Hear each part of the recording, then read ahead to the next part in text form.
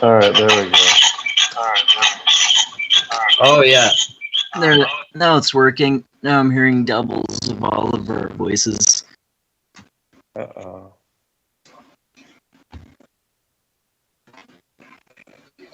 Did I just disappear for a sec? Yeah. Did I just... Am I back here? What? Hear me? Did I disappear for a sec? Oh, okay. Oh, okay. Everything working okay? Yeah, I just gotta reconnect the feed now because it dropped. Okay. Seems like it's working. Yeah, it's working. I just got disconnected from my my remote software. Okay.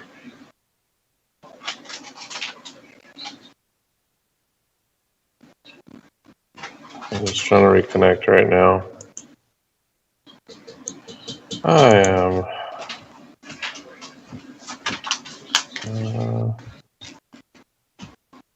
What is going on? Do you get kicked out? I'm trying to connect the Wi-Fi on my tablet here. Okay.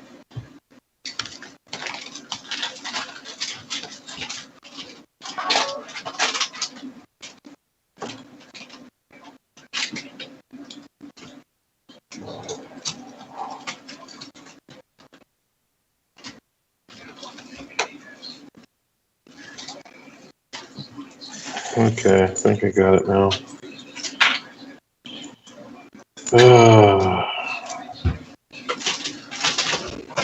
Okay, here we go.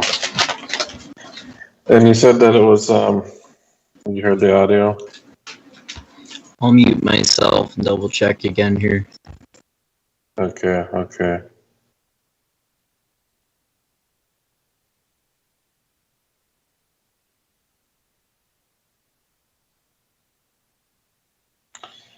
Let's see.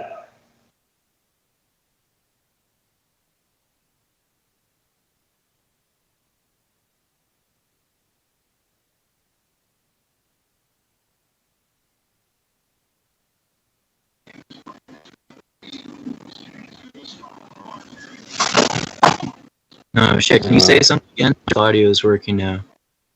Yeah, can you hear me?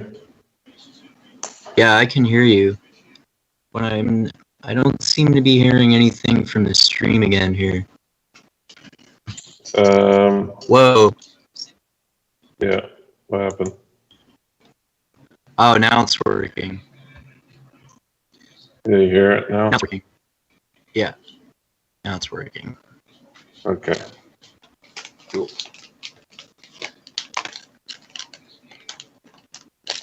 Alright, so let's see. Really? And I hate the internet connection here. Does it keep kicking you out? It's just like I'm trying to find a summary, but it's like blocking sites. It's just ridiculous. Does it block Wikipedia? No, but Wikipedia doesn't really have episode synopsis. Okay. I'm just gonna go and find one. Yeah. I don't even remember what happens for the most part because I think I've got like season 2 and 3 running together in my head because I'm watching season 3. Well, season 2 ends. You know how it ends. We'll get there. Yeah.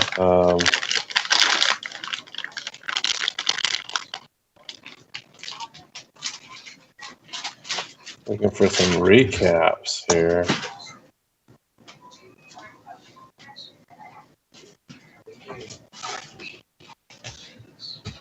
Did people like make YouTube videos about that or something?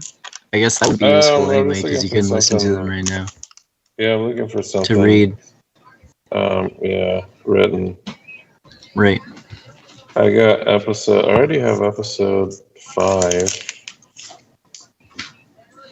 I'm gonna mute myself for a minute while I use my coffee grinder. Sure.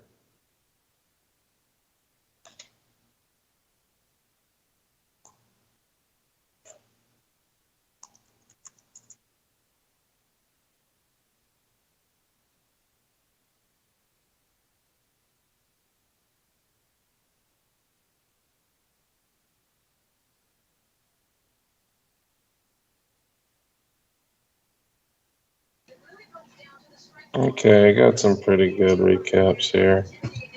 Okay, good. Let me just make sure.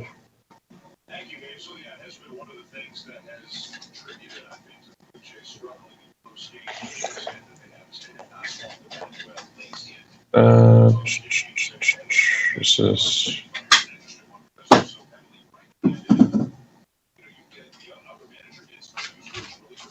Oh, I found a recap for an episode. Which one?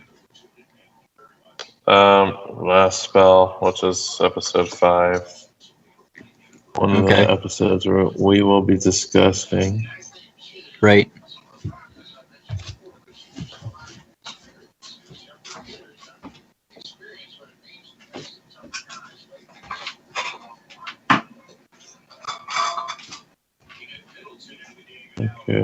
Okay. Yeah, this site isn't organized very well. Bollocks.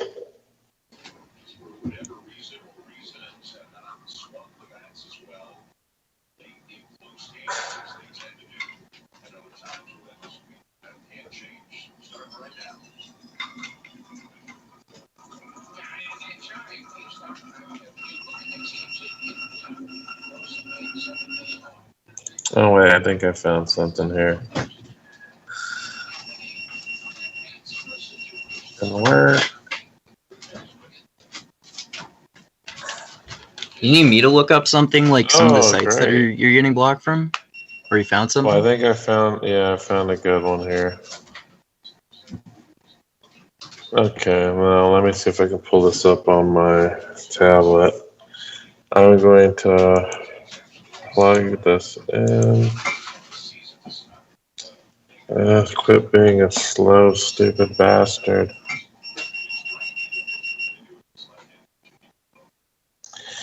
I just sometimes want to punch this tablet like straight in the face. It's probably that stupid internet again. Yeah, I was gonna say, is it the tablet's fault? No. It's like a combination of the internet, the remote software.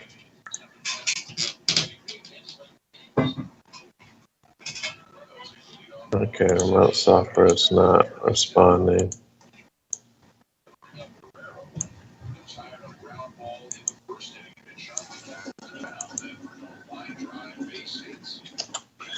Okay, I was just looking for recaps, but I have my own notes for 5. That's typing. Do you remember the gist of what happens in the other episodes based on the titles? Well, I have synopses for the other episodes here. I'm just trying to, because I'm on one device and I'm trying to transfer the information from one device to another device. Okay, let's see. Okay.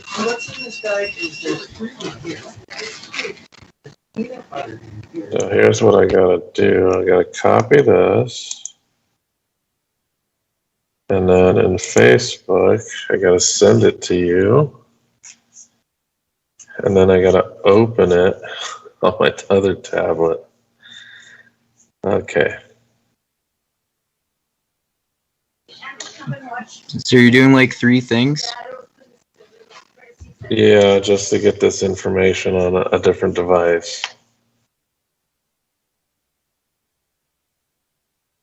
And it's a huge pain.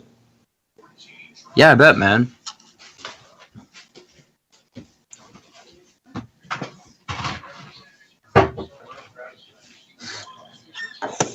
So here, there we go. All right, just click on that. It's just that the remote software is like slow. Okay.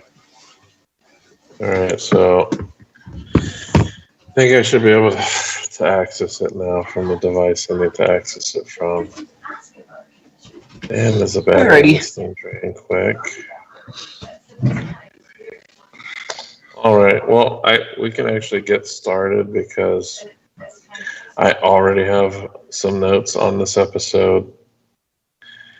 So while I gather that, I guess we can, and we check the audio, everything's good, right? Yep. All right. Well, I think we can formally start the show here. I know it's been a while since we last talked about Castlevania. We last talked about the first 4 episodes of season 2, which happens to be my favorite season. These last 4 episodes are my favorite episodes in the series. It's not that the series goes downhill. I just love these last 4 episodes of this season that much. I think a lot of it is probably the nostalgia factor and how close it is to the actual story of this era of Castlevania. Okay. But, would you say season 2 is the closest to the games then? Or I remember you saying that season 1 is close to the plot of one particular game, right? Yeah, season 1 and 2 are wholly enmeshed in Castlevania 3. Because in Castlevania 3, the last boss of the game is Dracula. So you can see how those 2 seasons very closely align because the last boss is Dracula. So, anyways, but there's a lot of other flavor that they throw in and world building, like Isaac and Hector. Those are some characters that aren't in part 3, but there's a whole other game that features those 2 characters. That was a 3D Castlevania adventure. So we're going to start at episode 5. So Castlevania 3 is one of the scroll ones that came out before the 3D one you just mentioned? Yeah, Castlevania 3 is on the Nintendo Entertainment System. So by today's standards, it'd be a pretty primitive looking game. Right. However, yes, it was a 2D side scroller. Okay. All right. So you want to get right into it? We didn't even introduce ourselves. What's wrong with us? Well, welcome, everybody. This is the Woke Centrist, and I have Andrew Mindgasms Meinster here.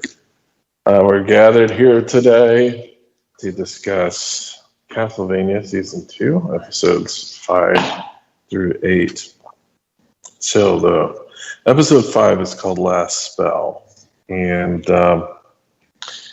it opens up, and we see Isaac kind of on a battlement of sorts, spreading some ashes. Do you remember whose ashes these were, Andrew? Are they Dracula's? No, Dracula's alive. Okay. See, I told you I don't remember where we are in the series with these episodes. No, I don't know or remember whose ashes they are. Okay, so previously Godbrand was just killed by Isaac. He was kind of my favorite secondary vampire in the Oh, second right. season. Yeah. He's cool. He's like Voiced the by Viking Peter vampire, Stormare, right? Yeah, voiced by Peter Stormare. Yeah. So Isaac releases the ashes of the dead Godbrand who has just been killed by Isaac for claiming disloyalty to Dracula. Meanwhile, we have Carmilla, who is one of the really scheming vampires that we got to meet earlier in the season. She's obviously trying to manipulate things politically by pressuring Isaac and Hector to run the war the way that she wants it to be run. Yeah. So she gets some reports back from her troops. And then after she receives some reports, she tries and searches out for Godbrand. So, of course, she's not going to find him because he is dead. Yeah. Next thing we go, we're at the Belmont Estate, and there's a lot of time spent at this estate for the main heroes of the story. In this case, Sypha rethinks the way that her people have traditionally passed on knowledge. So her people, the speakers, pass down knowledge orally. And once she sees this immense library in Belmont's estate, she just calls her people idiots. Because of the vast wealth of knowledge. Yeah, that's some dumb shit. Yeah, exactly. Like, imagine how limited you would be if your histories could only be transmitted, orally, and you had no written record of your histories. So she realizes the folly of her people. One thing that she does note is that she found a box of penis spells. Yeah. So yeah, there's a lot of funny, dirty humor, and I think they escalate it in the second season pretty far, which I don't mind at all because I think it's funny as hell. I don't either. Yeah, it is hilarious. So one thing I noticed that Alucard seems, I don't know if you caught this while you're watching, but Alucard seems to have a jealousy towards Sypha and Trevor's relationship. Did you catch this? I would say it seems like maybe he's jealous about the fact that they have a relationship, but I don't know, maybe you disagree with me about this, but it doesn't seem to me like he's actually jealous in the sense that he wants Sypha for himself or something like that. Do you get that sense? I'm not sure. I think he does admire Sypha because we do see whenever they talk, he's extremely respectful to her, and he doesn't he gives her compliments and stuff. So I think he's kind of trying to get Sypha in his own way, because there's a point where Sypha and Trevor are talking and they kind of they quickly show a frame of Alucard's face, and he has a scowl on his face. So that's what I thought, because I saw, it looks like Alucard is getting a little jealous here. But I don't know if it's because he's pursuing Sypha or it's because he's upset that Belmont's able to form a relationship with her because I don't know, I guess they kind of have like a, would you call it a friendly rivalry? I don't know. Yeah, I would. I would say that's a good way to describe it. Because they're always jabbing at each other, right? So, but they do it. It's not like out of malice. It doesn't seem to be. But it seems like, okay, they're two personalities who have trouble just dealing with each other. Yeah. So there was one thing that was explained here that I thought was really interesting. Alucard mentions to them that he ages quickly. And I always wondered about that because Alucard's mom doesn't seem old enough to have Alucard as a son. Yeah. Right. Yeah. So he maybe ages more quickly due to the human side of his genes. Yeah, so he mentions that he quickly ages. And now that made it more sense because his mom, I don't think he and Dracula had been together that long. No, yeah, I think you're right.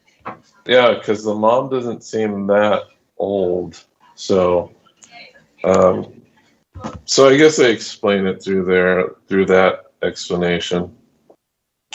So they cut back and we get a scene with Isaac and Hector. And they're strolling, I believe, through a forest. And they're doing this because they're going to have a conversation that they need to conceal because it's during the day. And since they are out and about in the sun during the day, they know they're not going to be overheard by vampires. And since they've seen Game of Thrones, they know that they should have conspiratorial discussions in gardens or forests. Right.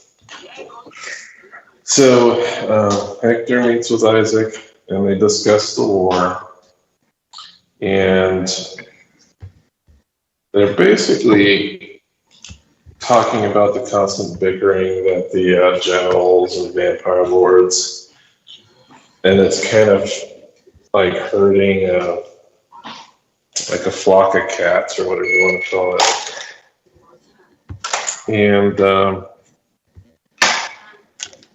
they do also talk about the sun, and Hector likes the sun. Isaac does not. And this makes sense considering Isaac, I think, was raised in the desert. Mm-hmm. So he has a different relationship with the sun.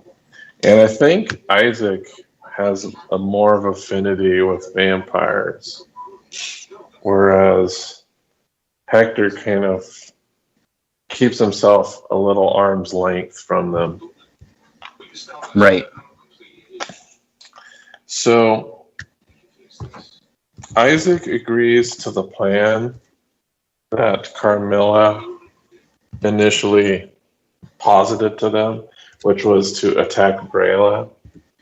And Isaac agrees, even though he knows that this is going to serve her purpose, but at least it's going to stop them from bickering and acting like imbeciles. Yeah. And Hector, he just wants a quick and orderly and merciful war, which is kind of a pipe dream. And we kind of figure out like Hector is kind of being strung along, and they're not being like truthful. They're holding things from him. Hey, on a totally different note, I just noticed in the stream, in the visual, there's still your audio and video settings I see. Oh crap. All right, I'm gonna have to run down there and change it when I get the chance. I know what happened. I'll fix it. Okay. So Isaac at this point also learns about the transmission mirror. So Those are those cool like mirrors that act as like communication devices. Yeah, he's an increasingly interesting character, especially as you go into season 3. Oh, Isaac? Yeah, Yeah, he's definitely gets more screen time than Hector does. yeah, But it makes sense why though. So Isaac, he goes back and he informs Dracula of Hector's intentions, and that Isaac continues to vouch for Hector's loyalty, even though he knows that Carmilla might have some of her hooks in him. And they basically, their purpose of going to Brela is to stop her from whining about it. And one of the things we commonly notice is that Dracula is always in a depressed and bad mood. Did you notice this throughout this season? Like he's just yeah, kind of pretty out of it. much. Yeah, pretty much. Like that's one of the main ways that Carmilla was able to manipulate people, right? Because she used the kernel of truth, which is that Dracula seemed like he was just kind of depressed and had a death wish and just wanted to lash out at the world rather than actually have a detailed plan about it. Right.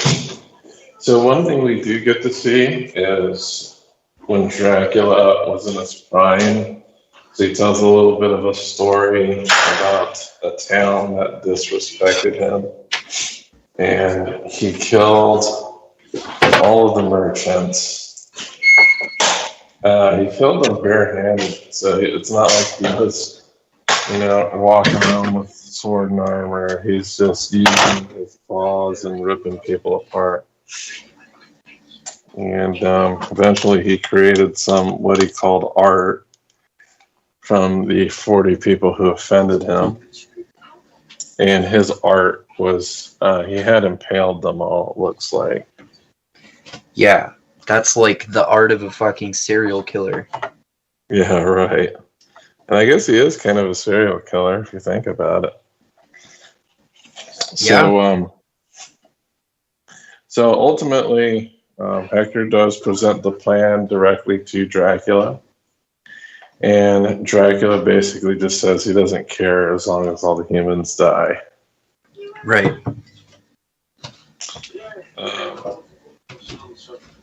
So after the plan is relayed, they move forward with that plan.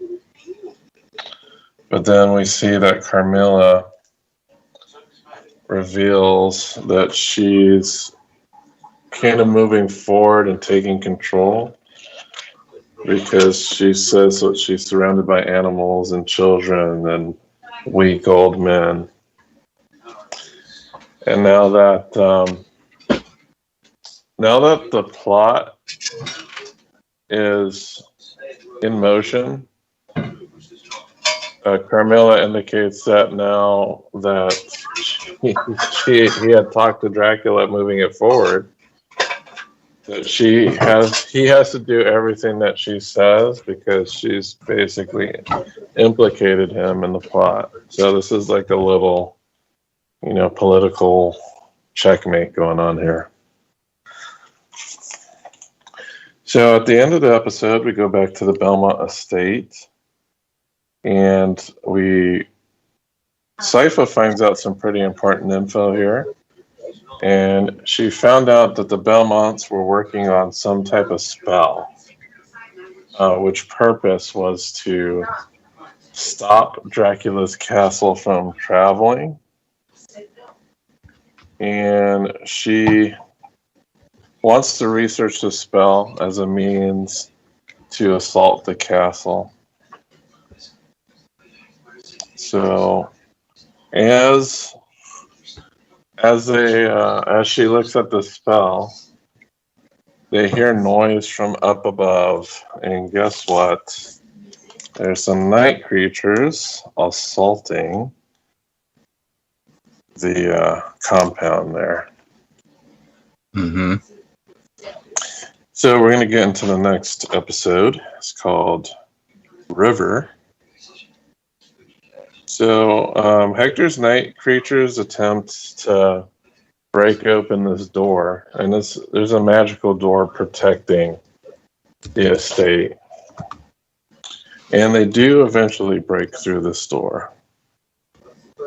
And while they're doing that, they prepare the defenses while Sypha completes her spell to lock the castle in place. And at the same time, Alucard is working on that mirror to keep track and to find Dracula's castle. Because he's the only one that knows how to use that communication mirror. Right. So eventually they break through and they begin to make their assault on the lair. So when we get to the next section, and Dracula works to transport his castle to Bryla, which is the planned assault point. And is imagine being like a peasant and you see this giant ass castle just like appear out of nowhere. You can imagine the townsfolk were just in disarray. Yeah, man. To say the least. So that happens, and we cut back to the Belmont Estate. So Trevor, I think, does most of the combat here, at least in the beginning. And he starts battling these demons that are descending into the compound. I think I told you already about my favorite part of this scene, right? When Alucard... Oh, I thought I did. When Alucard transforms into a wolf and then is killing vampires as a wolf while simultaneously moving his sword around and killing others with... Well, that's next episode. Oh, okay. Yeah, we're not. I forgot how long this battle goes on for. Well, this is a separate part of the battle because Sypha has to lock the castle, and then once she locks the castle, that's when they assault the castle. Oh, okay. So, but this is the part before where they're inside the library, the Belmont Library, and the monsters get inside the library, and he starts battling these different monsters. So he uses his newfound weapon called the Morning Star, and the Morning Star, when the tip of the Morning Star touches one of these creatures, it basically just explodes. Yeah, that's so cool. That's such an awesome weapon. Yeah, it's extremely powerful towards night creatures and demons and things like that. So,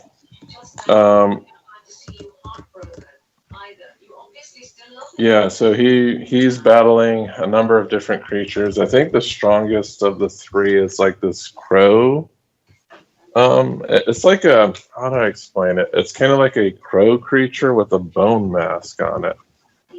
Yeah, there's so many different and weird types of demons. Well, that demon is actually from one of the games. Oh, okay. It's actually a boss in Symphony of the Night. Many of these enemies are Symphony of the Night creatures. Symphony of the Night just has so many different monsters that they commonly pull from that game from other Castlevania games. So as we're battling to buy Sypha some time, we cut back to Dracula's castle at Bryla. So Hector and Carmilla leave the castle, and one thing that we see is that the bishop, they had resurrected him as a night creature, and they forced the bishop to bless the river and turn it into holy water. Do you remember that part? Yeah, that part was cool. Yeah, so now the river is a giant body of holy water. So at the main entrance, Dracula generals start leading the army to march across the river into Bryla.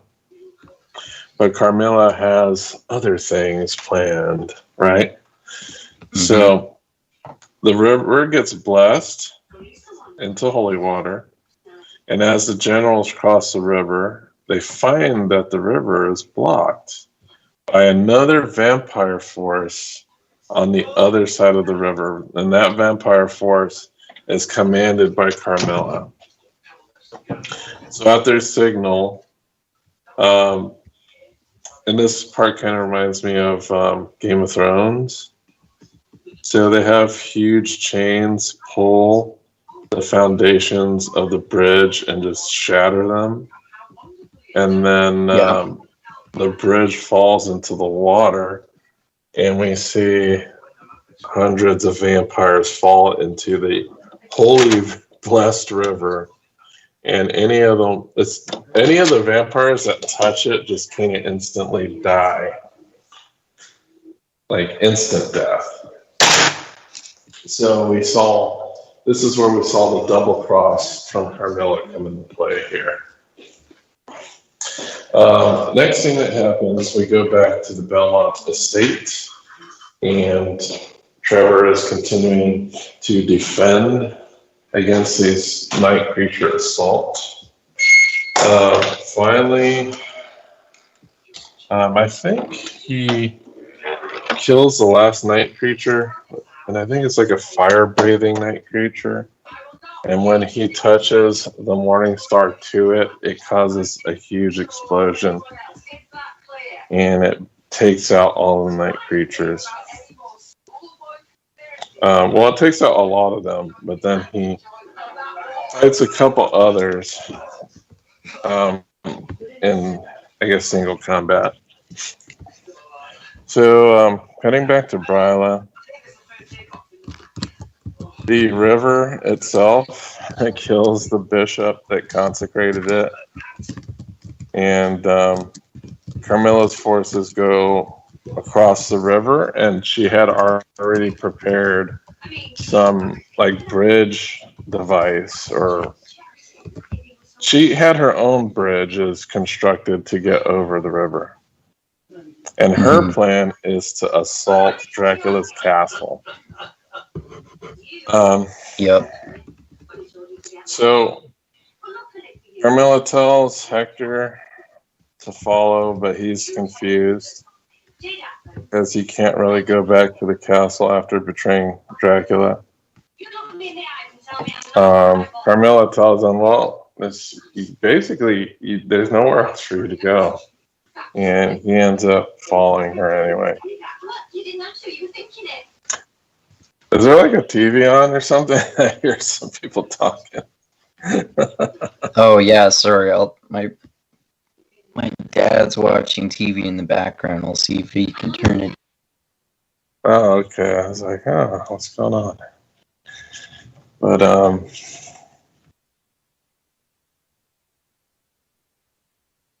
yeah, let me know when you get back. I don't hear anything now. Okay. I was muted for a sec there. Okay. Yeah. Okay, so back at Syphus finds the final component to make this locking spell, and making sure that Alucard has found the castle, and she begins to use the spell. Her plan is to bring the castle to them, so she wrestles with the castle for quite a while, and we see that the castle like kind of acting chaotically because she is just wrestling with this magic spell against the castle. So, yeah, it's a cool long magic struggle. Yeah, she is she's a pretty damn powerful magician. we kind of find this out. This is some of Sypha's combat scenes are some of the most inventive. I'm also going to say that. Yeah. So, back at Dracula's castle, Carmilla assaults castle. They hammer the door down with a battering ram. And once inside, there's combat in the courtyard.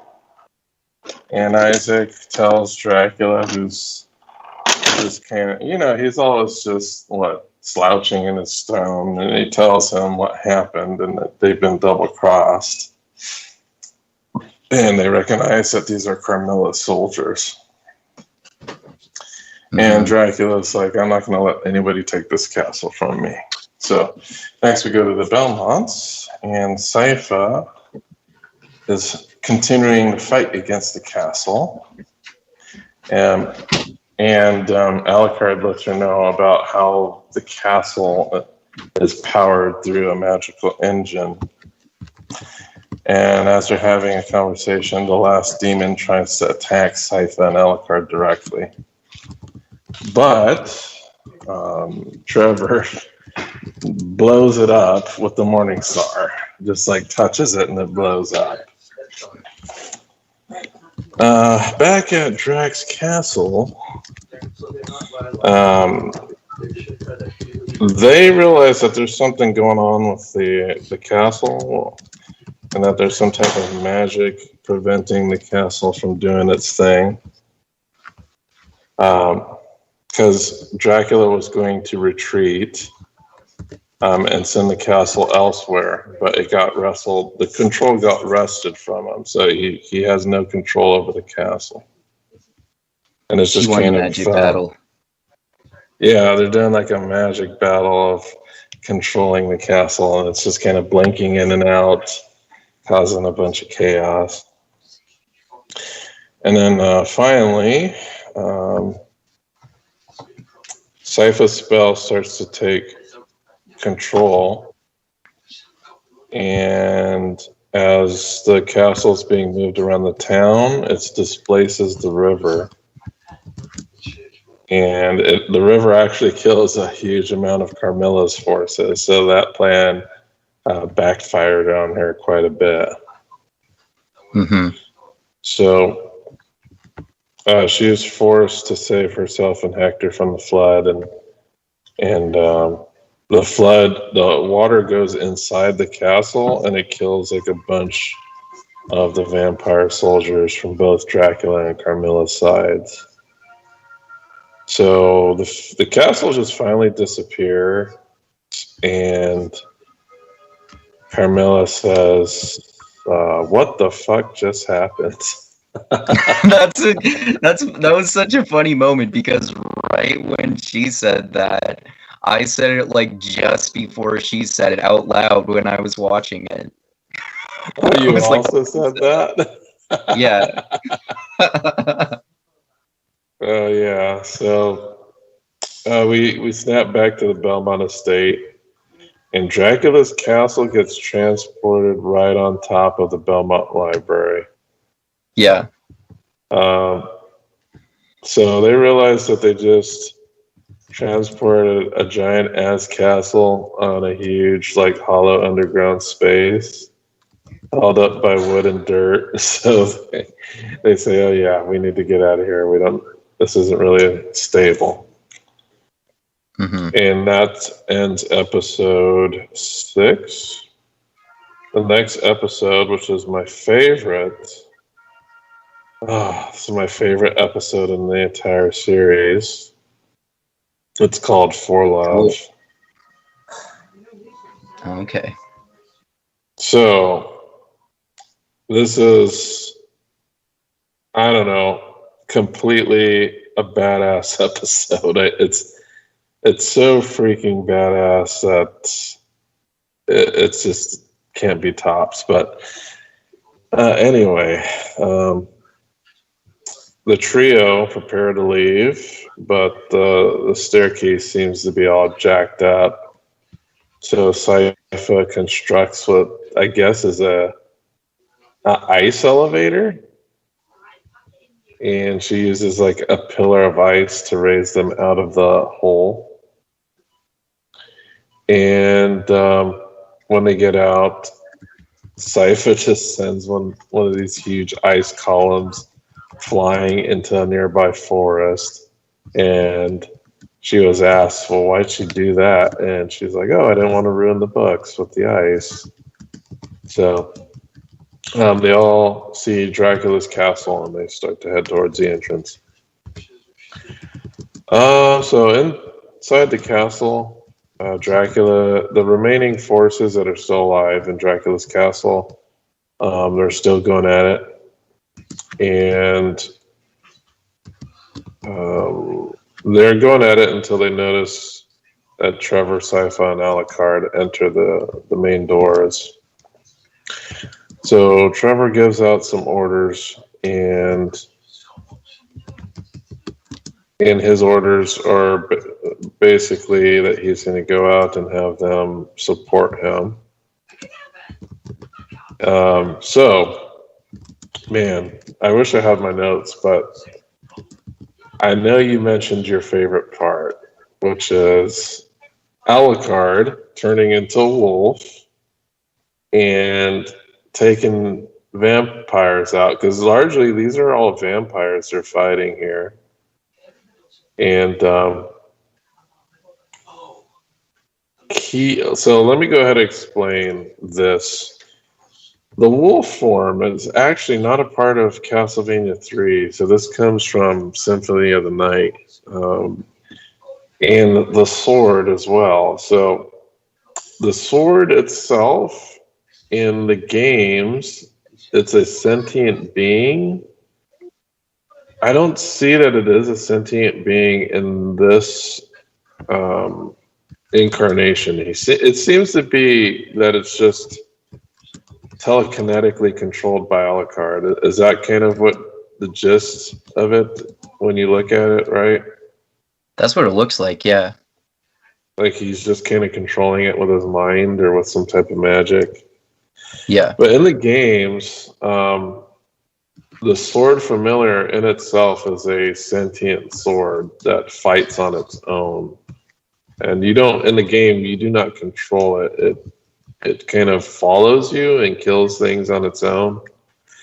But in this incarnation, it is like a mind control sword. So you see some pretty badass stuff happening here with Alucard.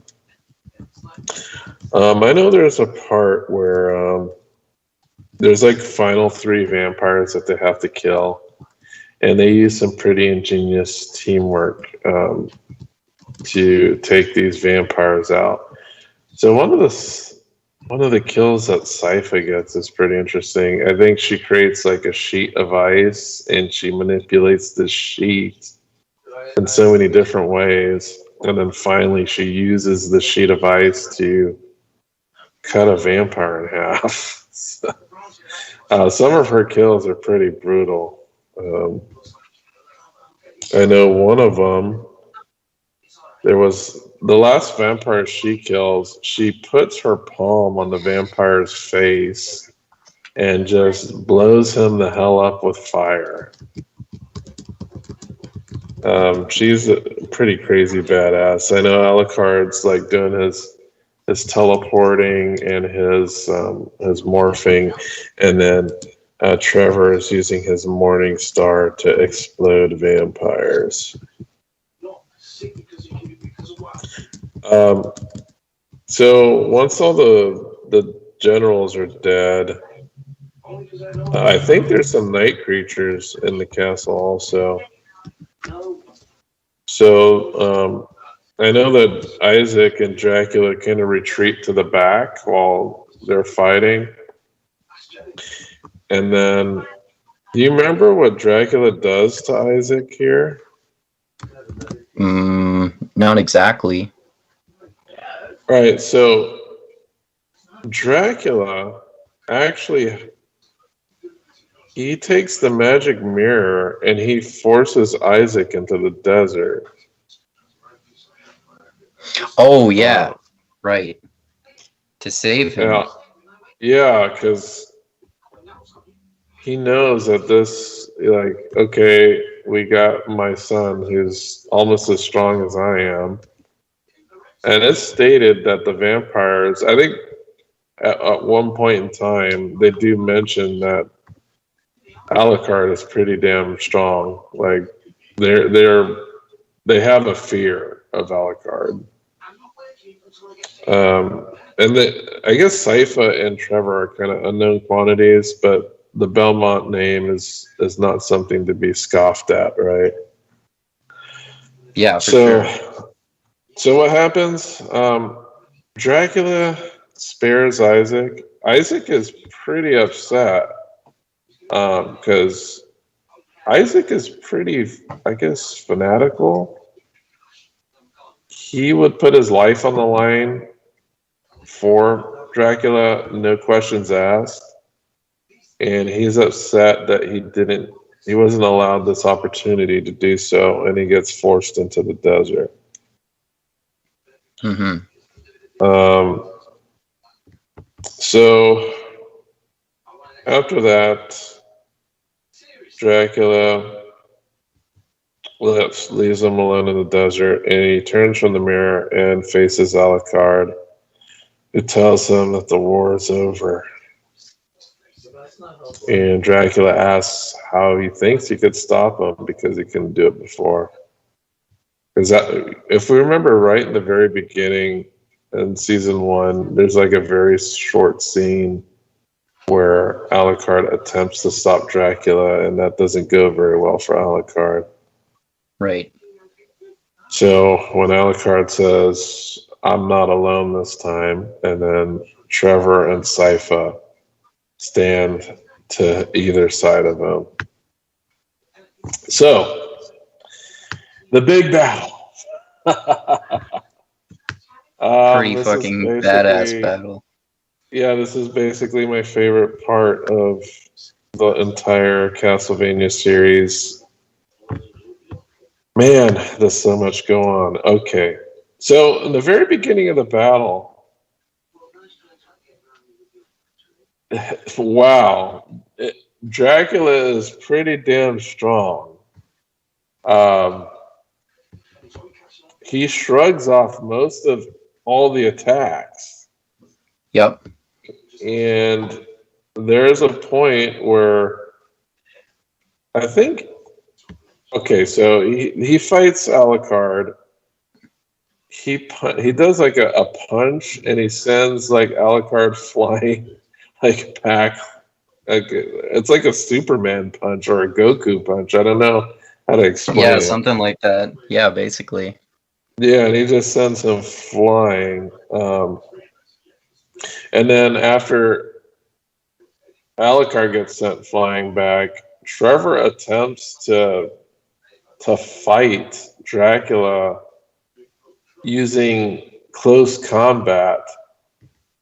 The funny thing here is that Dracula doesn't do anything. He lets Trevor punch him, and he no-sells it like hell. How do you explain it? It's like watching like a regular ass crook try to punch Superman. Superman's just gonna stay statue still as if the punches have zero effect. That's basically what happens here. And the funny thing is like Trevor's punching him straight in the face, and Dracula is just talking to him while he's being punched in the mouth. That's how pitiful these attacks are against Dracula, at least initially. Mm-hmm. And then Sypha also tries to do some magic on him as well. And she doesn't have any, effect. Eventually, we see Trevor get a direct hit with the Morning Star. And it has no effect either. We've seen this Morning Star touch everything and literally explode it. It hits Dracula. We see a huge explosion. but Dracula is barely affected, and it does wound him a bit, but it doesn't like he's not missing any limbs or something. It just looks like a Looney Tunes bomb blew up in his face or something like that. Yeah.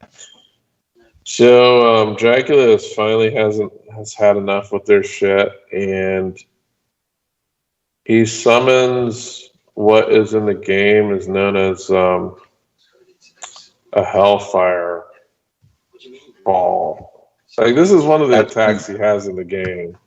So you know that big that's a fucking badass attack. Yeah, that's one of his staples from the video game. So he summons what looks like a fiery meteor, and he hurls it towards the trio. And I think the first we have is Sypha attempts to repel it with magic, and then Trevor steps behind her to help brace her, so that she doesn't fall over from her exertion. Yeah. And then they're not doing a very good job, and then Alucard steps in, and he helps force it back using his sword.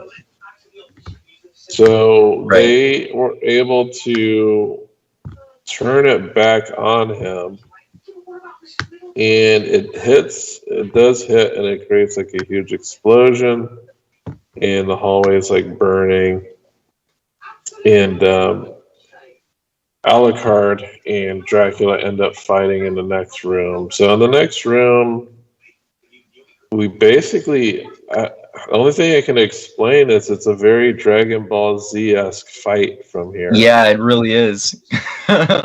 Fireball fight, pushing energy back at each other. Yeah, so they're like teleporting in the sky and, flying around, punching each other. And I guess they're pretty well matched, but there comes a point during the fight where Dracula, I think he punches Alucard through the wall. Yeah, I'm pretty sure he does. Yeah, they end up in Alucard's childhood room where he grew up in the castle.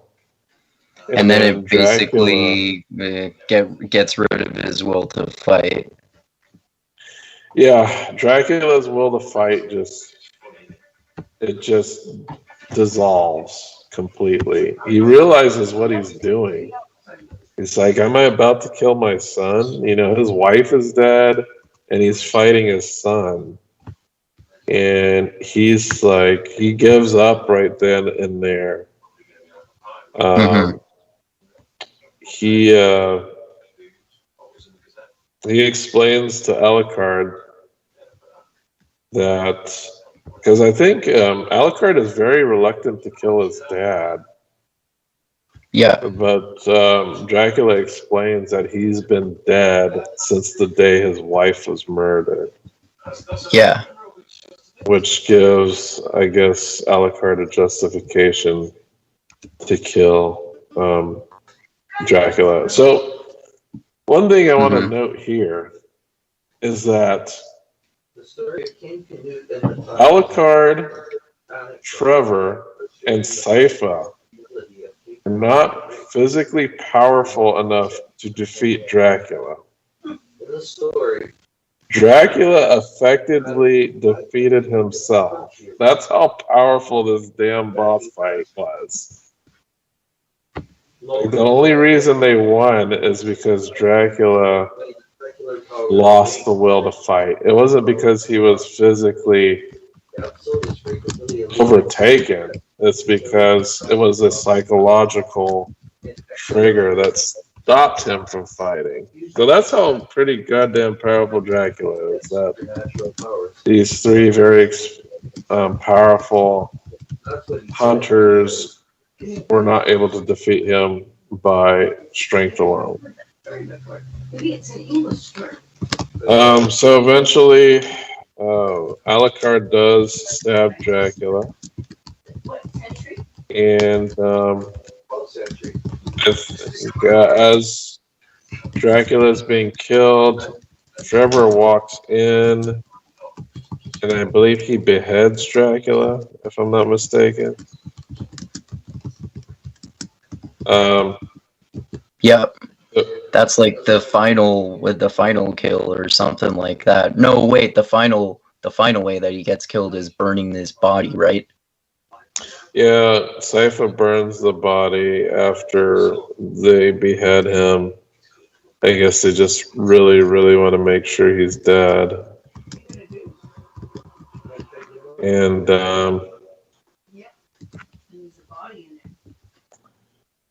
yeah, so that ends this fight. And his corpse is incinerated. Nothing of Dracula is left behind except for his wedding ring. We see that Alucard is pretty distraught over this, and they're not sure how to console Alucard over the death of his father. But they did remind him that killing Dracula was, the right thing to do. So sadly, Alucard does say to them that his father had been dead for a long time. Basically relaying what Dracula had told him, that he had been dead since his wife died, which was a year ago. Yeah. He's been emotionally dead for that long. Yeah, so as this episode ends, we see the trio descending the front steps of the castle into the sunlight. And you would think that this is the last episode of the season, but it's not. Yeah, I know, right?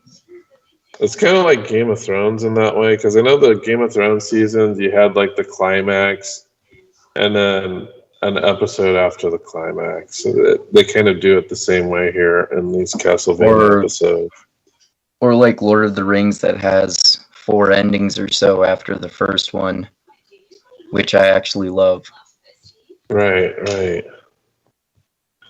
So, we're going to go to the next episode. It's called End Times. We see Alucard going through the ruins of his father's castle, looking through the wreckage.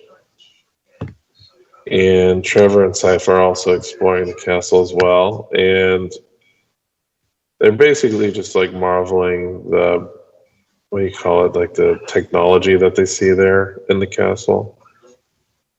But they do see that Cypher's spell completely destroyed the magical engine that allowed the castle to move.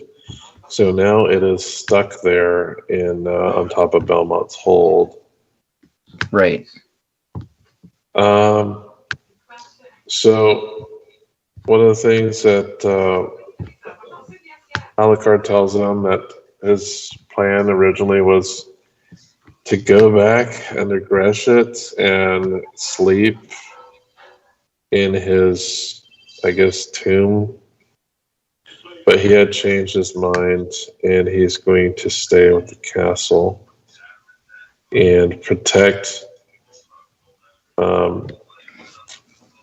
was going to go to the Greshit, but Trevor tells him, "Hey, I want you to stay here and protect the knowledge contained in the castle and in the Belmont archives." So effectively, Alucard becomes the guardian, and Trevor gives his estate to Alucard. Mm-hmm. So we get a scene in the desert with Isaac. He's drinking in an oasis, and he is approached by men on horseback. They approach and they taunt him, saying that they intend to capture him and sell them into slavery. And then we see a lot of badassery from Isaac, and he takes out every single one of these guys. using like a knife. And I think he resurrects his attackers into night creatures, and he wants to now start his own army. And I know you've been watching season 3, and you see that his exploits regarding that. Yeah, it's cool. So, now back at the Belmont Estate, we see, near, because Sypha and Trevor agreed to travel with each other, and Sypha mentions that she was thinking of planning to rejoin the speaker caravan, but because she wanted to recount, their victory of what happened in the castle. But she says that she doesn't want to stay with them and resume her old life. She wants to travel around and see the wonders of the world.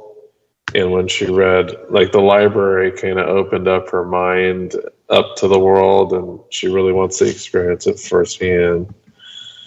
But she also wanted Trevor to accompany her. And we can see that there's kind of a much closer relationship is being developed there. Mm-hmm. So,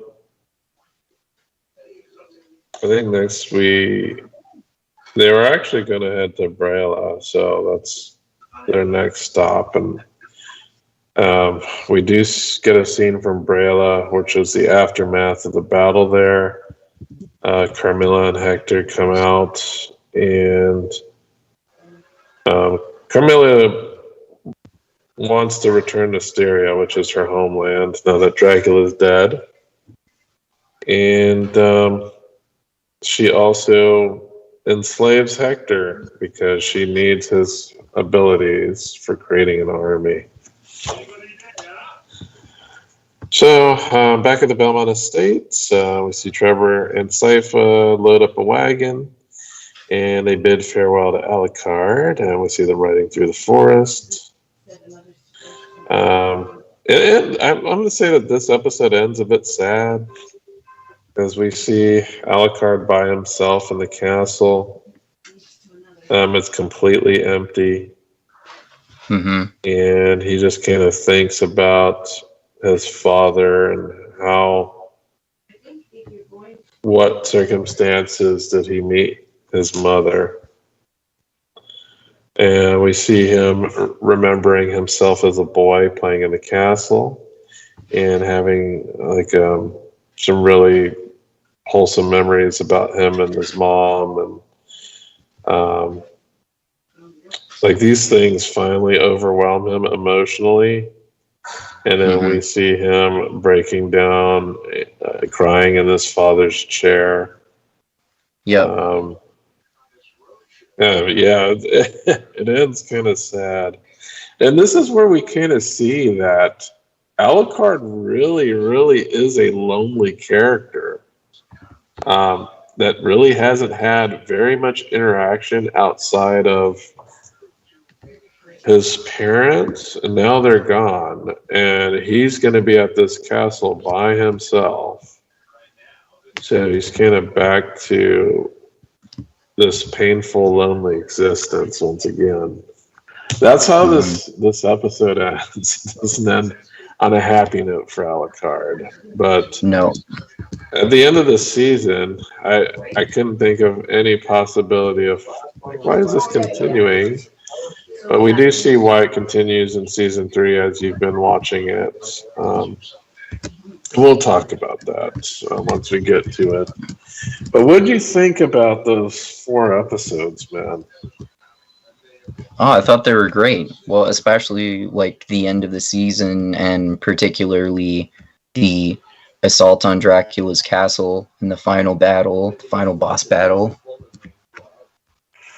Yeah, there's going to be some other final battles that you'll see.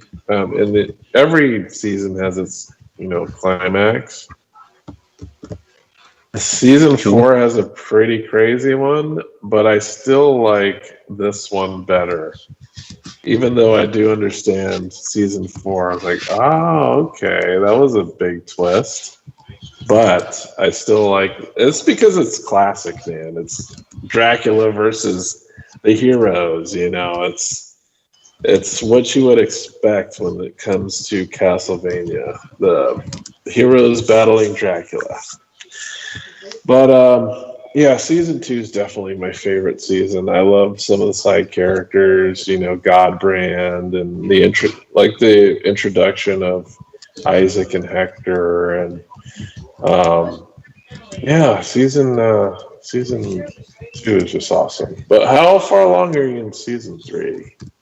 About halfway through. I think I'm on episode 5 or so, maybe. Oh, okay. You're pretty good into there then. But yeah, man, I give this 5 out of 5. I just loved this season. It is amazing. Yeah. But I never fixed the damn picture, did I? Oh, No. What is wrong with me? Okay. Yeah, we just have this big menu screen blocking your face. I don't consider it. Sorry, I should have reminded you, I guess. I didn't know whether you had yet or not.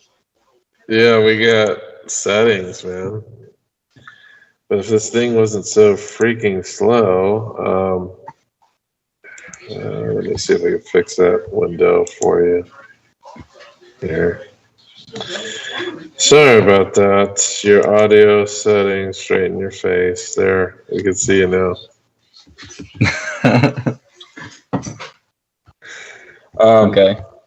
Well, yeah. Last thoughts on season 2. Yeah, season 2 is really cool. I totally forgot until we started this episode that Dracula doesn't actually get killed until the end of season 2. So yeah, the ending of season 2 is my favorite ending of season so far, out of the only admittedly 2 of the seasons that I've seen in entirety so far. I have confidence that I think you're gonna say that season 2 ending is the best of the endings. You might like season 4 better. Yeah, it's kind of hard to top killing Dracula. Yeah, exactly. You'll see, though. I think you'll like season 4. You'll see. I'm not going to spoil it for you because you don't have like the nostalgia factor that I do. So when you get to season 4, you're probably going to be like, "Holy shit, this is insane!" So you're probably going to elevate season 4 probably above what I would have elevated it to. Oh, okay. Yeah, because I don't know anywhere near about as much about as you do. Yeah. So yeah, highly recommend it, people. Season 2 is the shit. For sure. Love it. It's just amazing. Yep. All right, man. Did you want to just talk about any of the stuff you read or watched recently? Yeah, I've read a lot recently. Just today, I started reading Abaddon's Gate, book 3 in the Expanse series.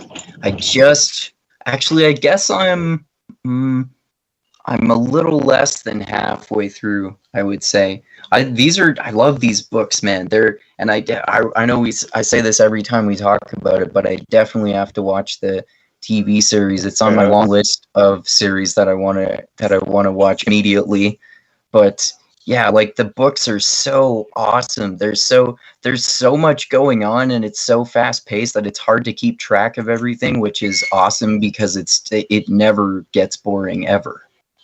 Hey, you're way ahead of me. I'm not. I've only read the first book, but I liked it was interesting. Like, I know the first book is about like this entity that breaches the solar system, and they try to use it as a bioweapon, and it gets out of hand, right? Yeah, and season 2 gets even more extreme, and so far it's hard to tell because there's so much shit that happens in season 2, but so far in or not season 2, book 2, but because we were talking about Castlevania, but so far in book 3, according to what I can remember, it's at least as intense, if not more so far. And I'm finally starting to understand too, like, more of what the people on the Legendarium have been saying about the books, because I didn't notice as much of the character development between the different characters that they did, especially in book 2. But in book 3, I noticed that more than I did in the first 2 books. Yeah, like the detective. I think he's one of my favorite characters. Yeah, he's cool. I don't like that one dude. He's kind of a sociopath. I don't know. In the show, he's kind of a dick.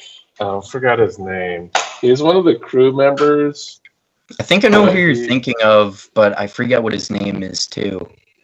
He's like one of the crew members, and okay, I don't remember any of the crew members' names, but I remember there's like the main dude, the love interest of the main dude, and then that other guy who has sworn allegiance to that love interest. Right. He's kind of, I don't know how to explain his personality. It just seems psychopathic in a way. It's hard for me to explain it. Yeah. But yeah, he's kind of an unnerving character. But from what I've been told, they try to explain his backstory later on. So maybe that's what I got to find out about him. But yeah, that detective guy, he's like one of my favorite characters. Yeah, it's really interesting. Like it's so cool that it's like sci-fi / action / detective series that also has like political drama and scheming, like Game of Thrones or something like that. It has and interesting characters that get more interesting as this series progresses. I think that's got all the interesting factors. Yeah, I got to continue on with that. So I know I have the other book. I just need to start on that. There's just so much freaking shit I need to read. Like, man, because I upload all of it on my phone, and it's like, man, I got all this stuff. When am I gonna? I almost feel like I need to stop with my static and rigid nonfiction fiction and just do a bunch of fiction and scatter a little bit of nonfiction in there, because I've been alternating, but I don't think I have enough nonfiction on backlog, because I have to go looking for the nonfiction. But I have so much fiction in my backlog that I just need to get to it. So yeah, you've been reading The Expanse, and what else have you been checking out? I finished the third book in the Takeshi Kovacs Altered Carbon series, which I thought was really cool. They're all different. They're all weird and different. Yeah, they're all really different. Yeah, I thought one thing I thought was interesting about the third book is that it's actually the one, like the first book is most similar to the first season of the show, but the third book is the most similar to the second season of the show, which I think is interesting. And I think like, in my opinion, I think my favorite book in the series is probably the second one, because there's so much interesting stuff happening with like people switching bodies and like all this ancient Martian technology, and that they basically kind of became gods, and they were like aliens with wings, and they had all this fascinating shit going on. And I like definitely like the execution of the third book way more than the second season of the show. I thought the second season of the show was okay, but way worse than the first season of the show. And I think the first book and the first season of the show are pretty comparable to me in terms of quality. Like, and if you're comparing the first and second books, I actually have trouble deciding whether I like the first or second book more. I think I might like the second one slightly more. What do you think about all three of them? I definitely love the first book the most. The second, what was the title of the second book? Woken Furies or Broken Angels? Yeah, I think Broken Angels is the third one, right? Yeah, I think the Woken Furies is the second one, and Broken Angels is the third. Well, I forgot what the freaking. I know one of the books. I think it's the last one is about they go up in space, right? And they find one of the alien battleships or something. Yeah. Because one of their. Is that it, right? Yeah, I think so. And then there's another one where the AI. Okay, so the second book is where they're like mercenaries, and one of the mercenaries incorporates itself with like alien AI or something like that. And apparently, like the AI controls like this defense array that destroys like ships and stuff that get too close to it. Am I right? It's like pretty complicated because I know it does. Like in the third book, he's there's like some intrigue where he's basically deserted, right, from his mercenary company. Mm-hmm. And he deserted it because he received some tip that there was some type of lucrative thing going on. And that's when they found like the ancient artifacts and stuff, right? That's the third book. The second book is... They found some artifacts in the second one too, but they find more artifacts than the third one. Yeah, the third one is the one they go to space and they find the ship. But they find in the second one, I think the third one, they like nuke a whole city. Yeah, I think so. Like it gets more confusing sometimes because sometimes occasionally I'm reading a moment in one of those books and I'm like, oh shit, I confused that moment for a moment in The Expanse. Or I'm reading The Expanse and I think, oh shit, I confused that moment for a moment in the Altered Carbon series. Yeah, because one of the books, like he has a crew that's like point blank or point break. Like it's a bunch of like cybernetic surfers or some shit. Mm-hmm. And one of them used to be an envoy. I remember that. But yeah, they're like good books. They're all different.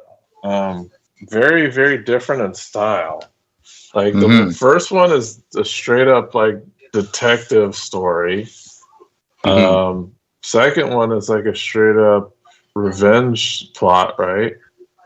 Because he wants to get revenge. And I would say it's like the most hard sci-fi of all three too.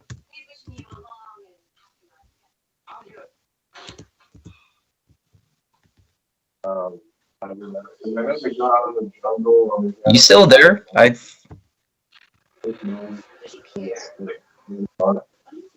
Your audio just like got your audio quality.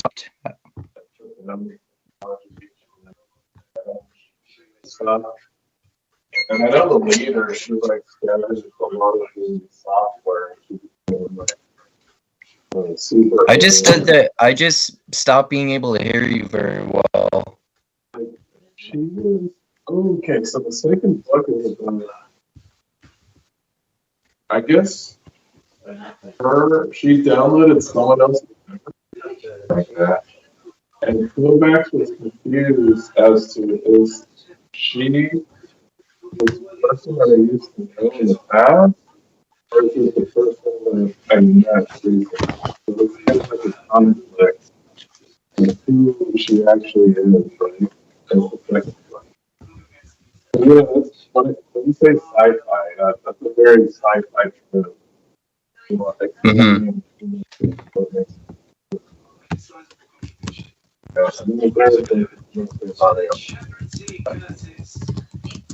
right.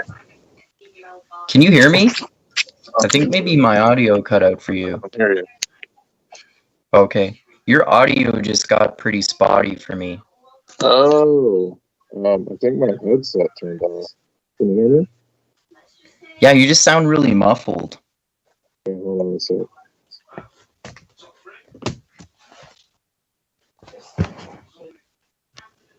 Yeah, for some reason my headset just like turned off. I don't know why. Oh, okay. Yeah, now your audio's back. Yeah. Okay. So I didn't really hear most of what you were just saying there for the last like minute or so. Oh, yeah, I was just explaining that the second book, most of it was about how this woman had inherited the memories. She downloaded the memories of like a revolutionary. I think the Falconer, Quilkis Falconer, whatever her name is. Yeah, yeah. And there, like, Kovacs was kind of conflicted as to who he wanted to treat her as this this revolutionary or as the person he originally met when they were attacked. Because they were like in a bar and like some Yakuza people showed up and just like caused problems. So there's like this Yakuza conflict going on. So there's a lot of stuff going on in that second book. But yeah, that second book is pretty damn good, right? Yeah, I love it. It's awesome. It brings up all of those interesting philosophical questions that they bring up in the second season of the show with like if you are one consciousness in the body of a person you used to know and you have that person's downloaded memories, are you really that person or are you not that person at all, or is it something somewhere in between? And I think they examine that in a more interesting way in the book than they do in season 2 of the show. Right. And I never finished season 2 of the show. I will eventually, just haven't done it. Yeah, it's worth watching for sure. It's just not as awesome as season 1.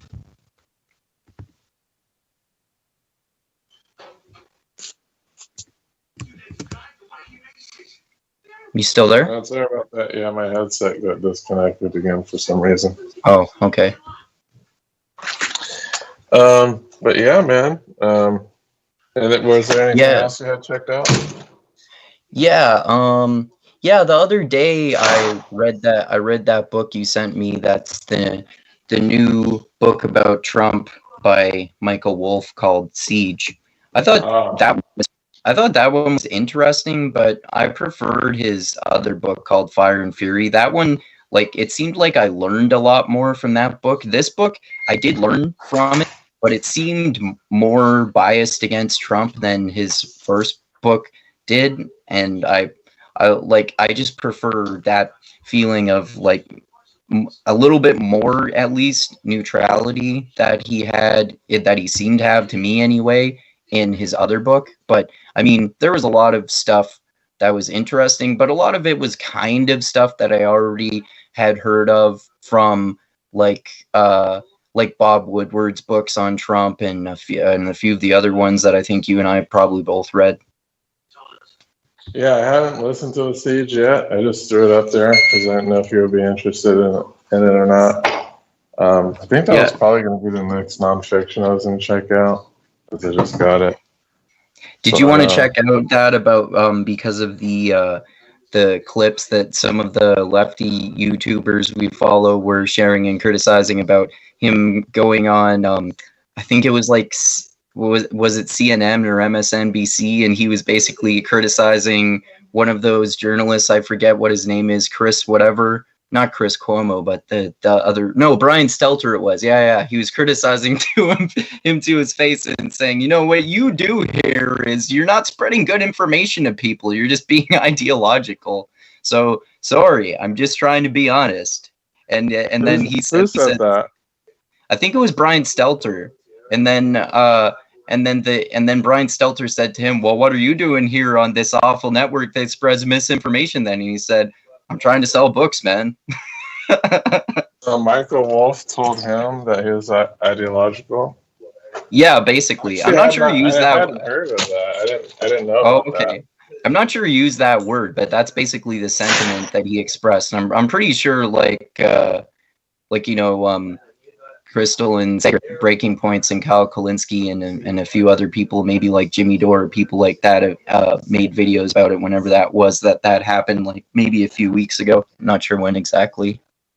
Okay, yeah, that's news to me.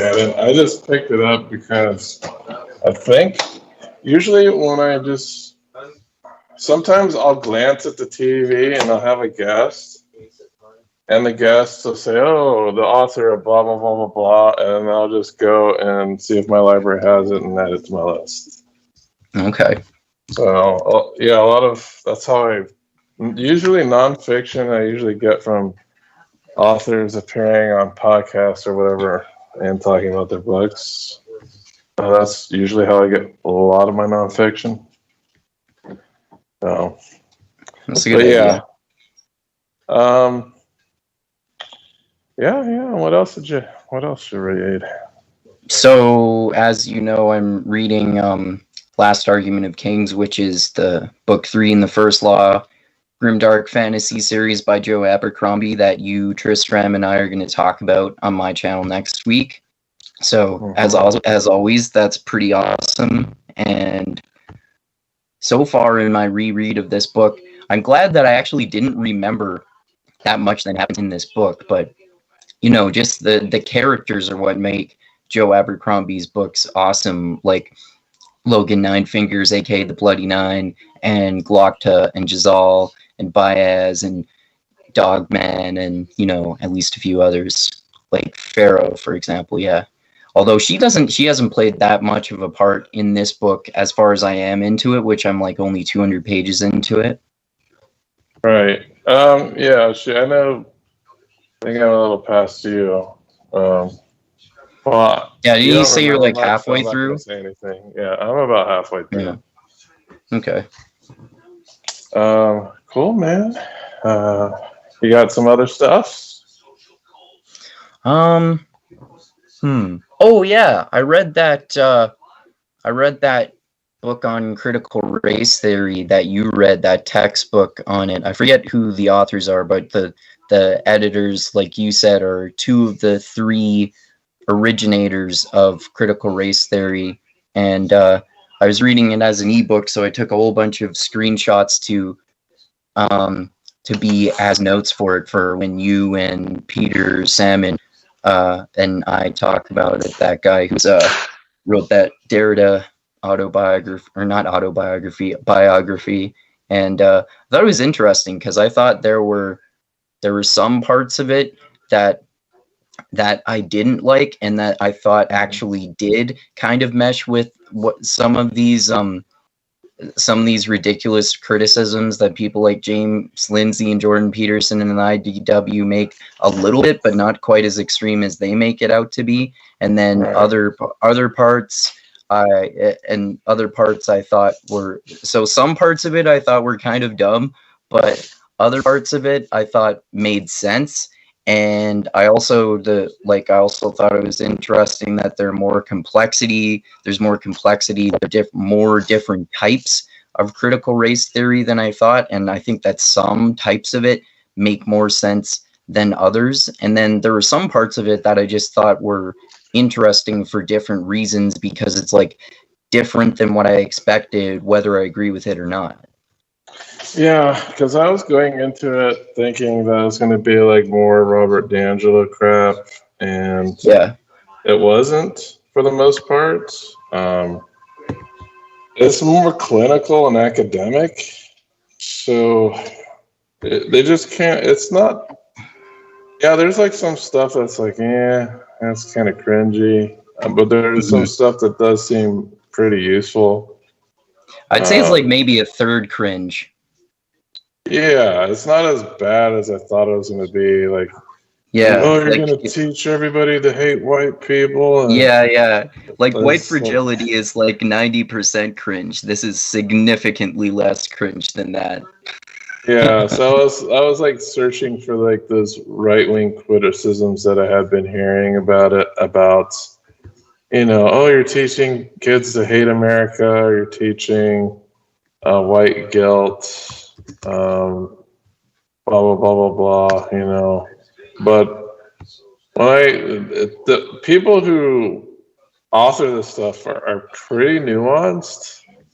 You know, they're not super dictatorial about, and they also address criticisms pretty well, I think, in the book, because they do, like, some of the things that I don't agree with are things like, what were they saying? What was the one thing I didn't agree with that was like a major, I think it was more about hate speech.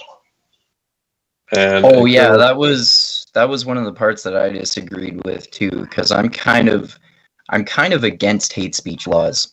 Not necessarily totally, but mostly. Yeah, so they wanted to criminalize hate speech and critical race theory. That's not something I agree with, because who gets to define what hate speech is? It's not, you know, it's ridiculous. It's like saying a slur is going to get you thrown in jail. That's stupid. Yeah, that is stupid. So that's one of the things that I disagreed with. I know they talk about like the ancillary studies, like I know they talk a little bit about gender studies and some feminism and stuff like that. Yeah, those were a few parts that I disagreed with too. Like, oh man, you're really roping these things all together and using intersectionality and shit like that. Like, how oppressed should this person with this identity be according to these characteristics and these circumstances? I just kept thinking, why the fuck should I care? Like, if you're oppressed, you're oppressed. Why? Like, try to solve what is oppressing you. Try to, do, like, this is why I agree more with like the type of critical race theory that's like closer to the original kind, like trying to change the so-called structures of systemic racism to make society less racist towards people than trying to figure out what type of racism is worse than other types of racism. Yeah, it's I think one of the things that I noticed when I was reading this book is there's not very many prescriptions except for the ban on hate speech. But yeah, that's interesting too, like in terms of the common criticisms, right? Like people saying that they're advocating for you, like, I don't know, like destroying America, and that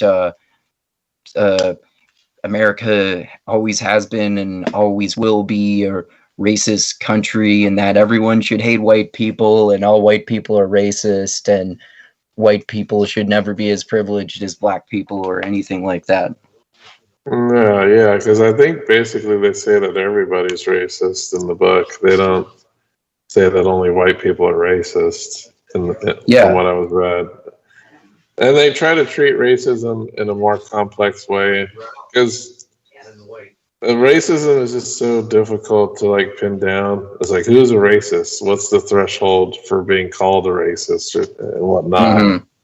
That's why like this whole subject in general, like regardless of who we're talking about and what their opinion is, like that's one of the biggest reasons, like you were just saying, why it's so difficult, because people have so many different definitions of racism.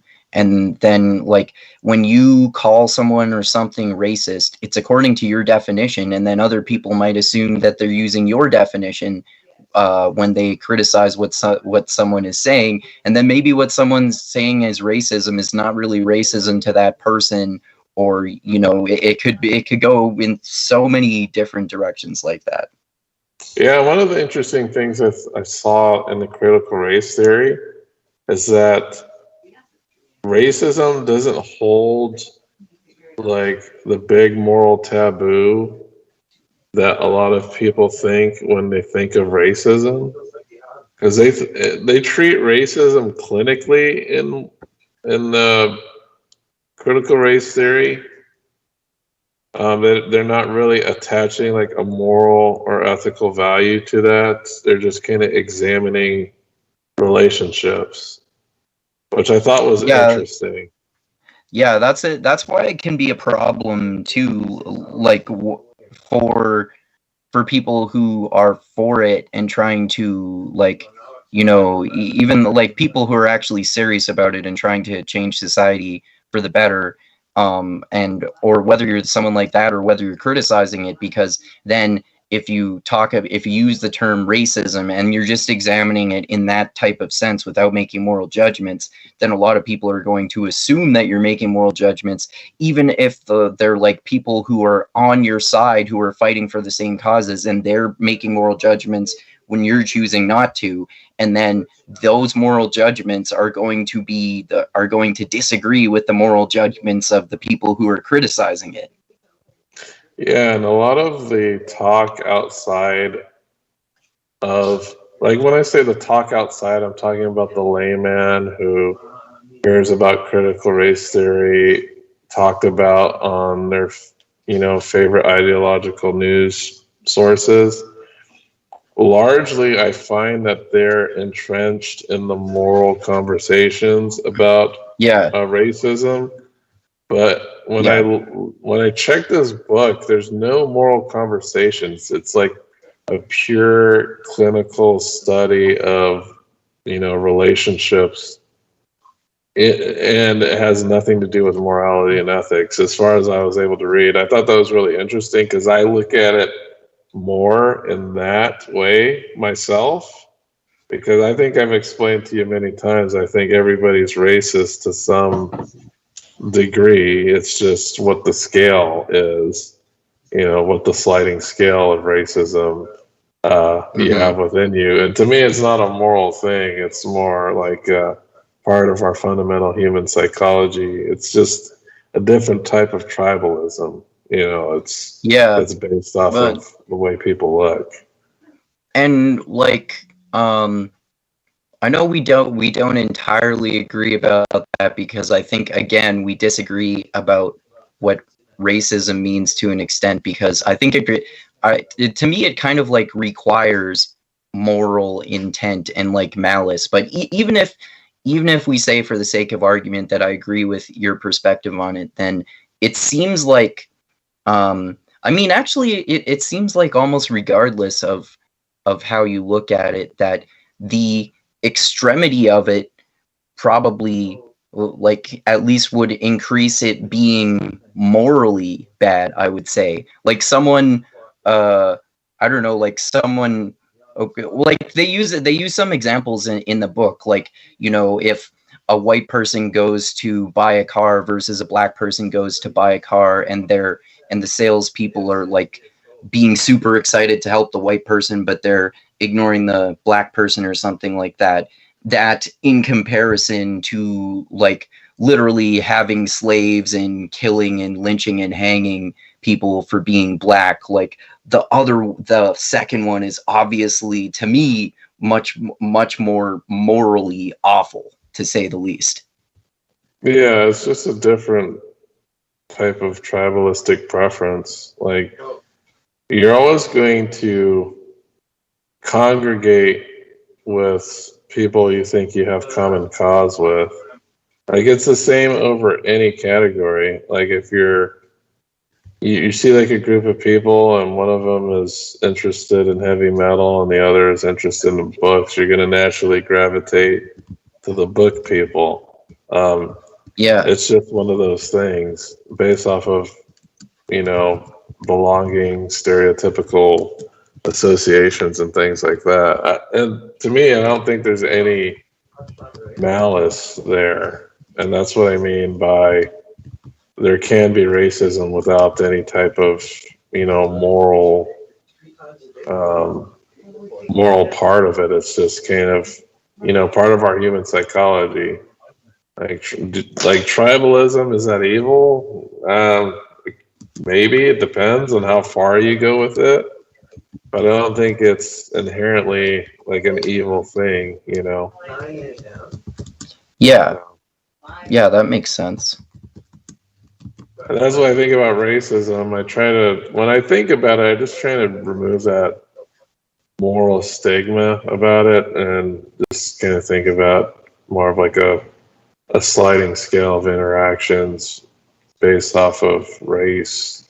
Like, even like positive regardless, racism, even like that's how basically how I try to see it too. Even though I see like define racism a little differently than you, I still see it pretty pretty similar in that way. Like I try to look things on a scale, because it's not like people all fit into these binaries like racist or not racist or anything like that. Like that's kind of a ridiculous way to look at human behavior, because we're all so different, right?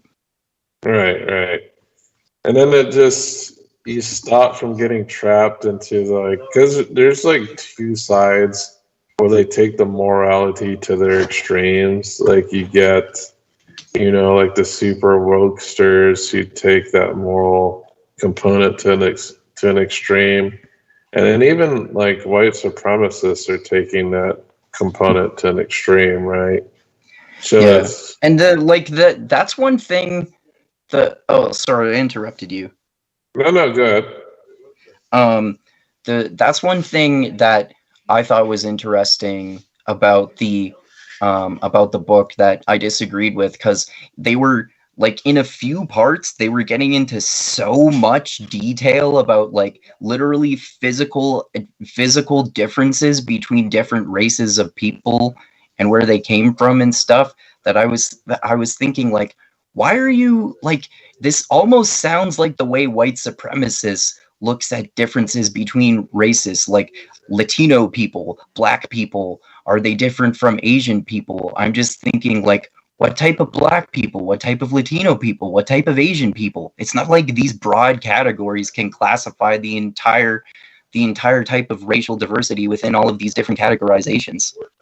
Well, they did kind of go over that too, because I know when they were talking about Asians, it's like there's, the Asians that are super smart, and there's some that are kind of like the black people version of Asians, I guess. That's just it. I know there's probably no politically correct way for me to say it. It's just, I think the ones that they kind of compare are like the Hmong, like if you've seen that movie with Clint Eastwood, where he's like an old racist white dude, and he gives like his car. Is that Gran Torino? There you go. So one of the Asians featured there are, I don't want to be, I'm not trying to be like racist or nothing, but I'm just, statistically speaking, on the achievement level, the Hmong are like low ranking achievers when it comes to Asians, I guess. And they're basically on par with, Native Americans and African Americans when it comes to financial representation and scholastic representation and things like that. I'm not being racist. I'm just saying, statistically, they're on par with African Americans and Native Americans. But I think Native Americans are actually the worst in my country. It's not black people who are on the bottom. It's actually Native Americans who are on the bottom. It's definitely that way here in Canada too. Like that's it. Like in Indigenous people, as they a lot of people call them here, are that's like the racial group of people that a lot of other people are always like fighting for injustices for. And you and Chris and I talked to, I think it was maybe the last movie chat we did with you, Chris, and Shizan and I. We were talking a little bit about how the history of residential schools and like doing terrible things by removing the Indigenous people from their cultures and putting them into European cultures and like punishing them for speaking their own languages and, raping them and beating them and shit like that. And there was like a mass grave of children discovered recently. So some like uber lefty activists overreacted by going around burning Catholic churches down who were involved with the residential schools, but none of the people who go to that church today had anything to do with that.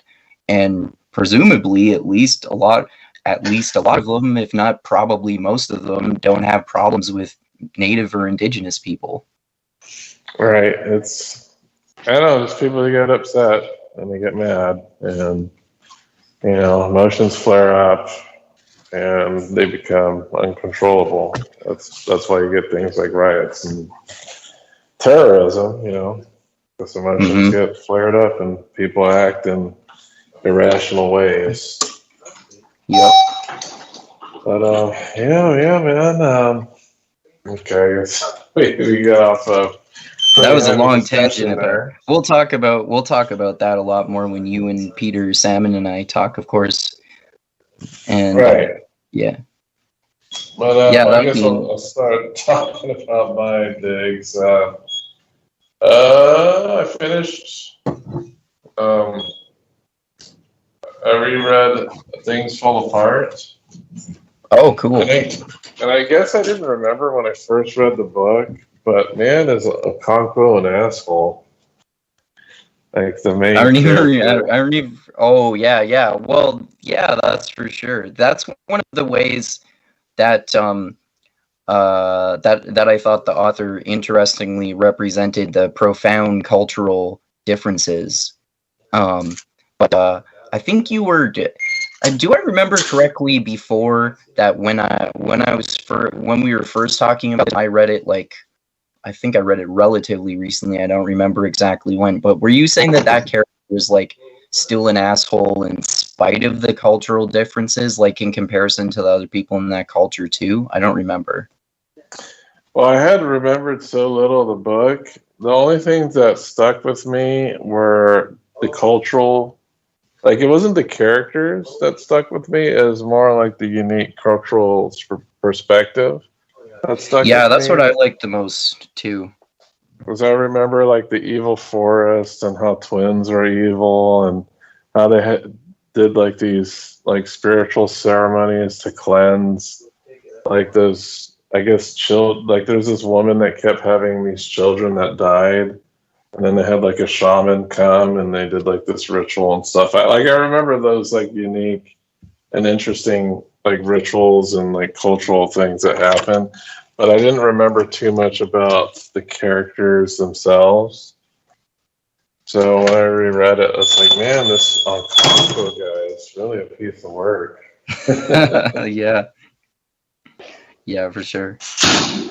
But yeah, the main half of the book. The latter half of the book is basically about colonialism and the church's impact on local tribal customs and life. And you see this huge divide between those that wanted to stay within the culture and those who were adopting colonial religion and things like that, and the conflicts from those things. Yeah, exactly. And what else did I finish? I finished Under Shadow. What's that? That's the book that takes. Oh, Ender's Shadow.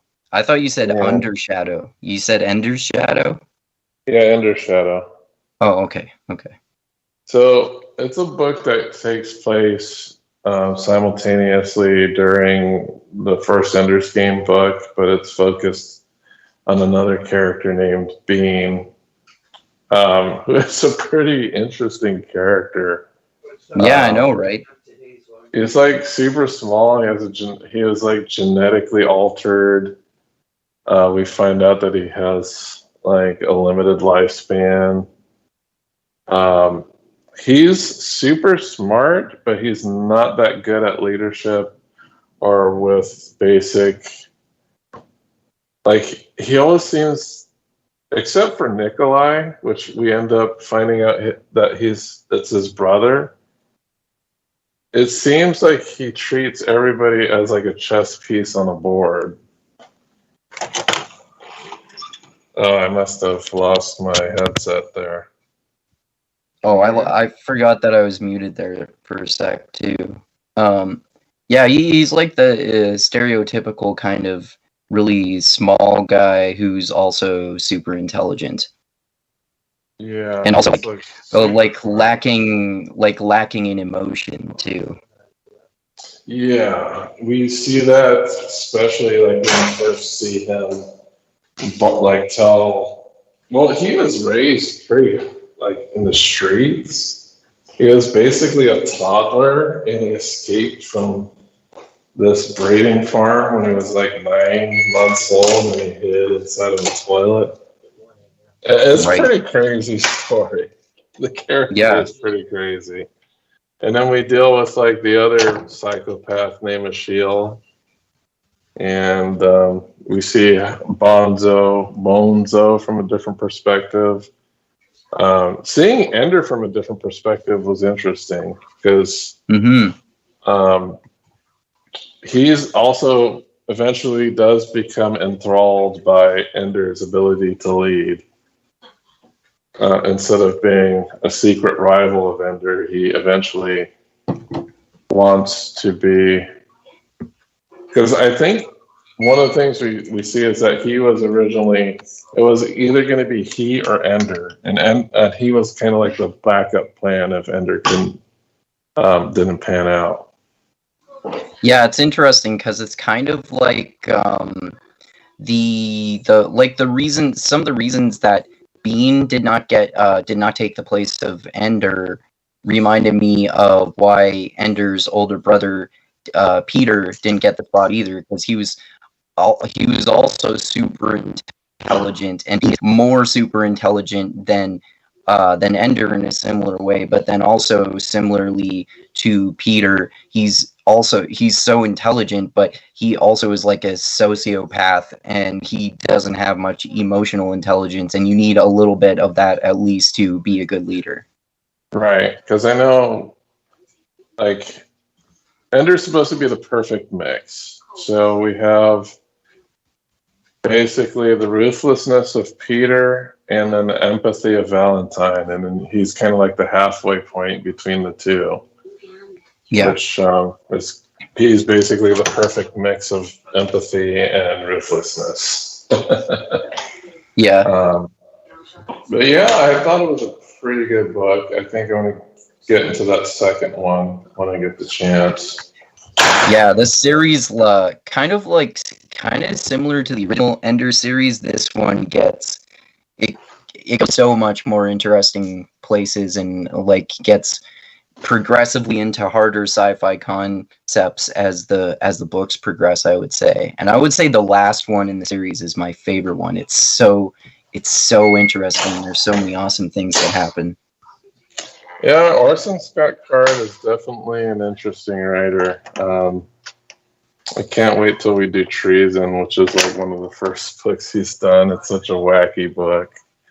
Yeah, you mentioned that to me before. I should definitely read it sometime. Yeah, I have it. I should just send it to you so you can check it out. Yeah, for sure. But yeah, that, of course, I've been going through Last Argument of Kings. I think, because I actually hadn't a big phase where I wasn't reading because my mom was visiting. Oh, right. Yeah, you told me about that. Yeah, so I didn't actually read too much. I've been continuing with The Wheel of Time as well, trying to finish that up.